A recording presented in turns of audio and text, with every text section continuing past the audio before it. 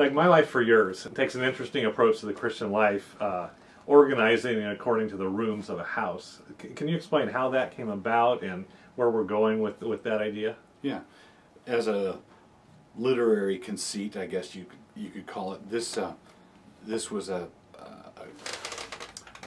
guess a structuring device that I took from a book written by Thomas Howard, and also the phrase that contributed to the title here, My Life for Yours, is also from Thomas Howard. He wrote a book called Splendor in the Ordinary that went through the rooms of a house, and I thought, well, that's an interesting way to approach this. That's an interesting way to do that. So I preached periodically. I try to preach a series of sermons on marriage and family, just as a refresher for the people in our congregation.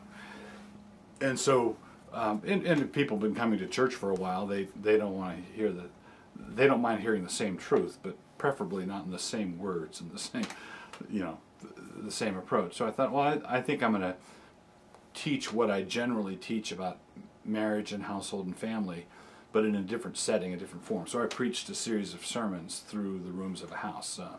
Living room, bedroom, kitchen. What does God's Word have to say about cooking? What does God's Word have to say about the bathroom? What does God's Word have to, So it was an interesting series that way. And then when I was done, I organized the sermon outlines into a book, and we had this structured around the rooms of a house.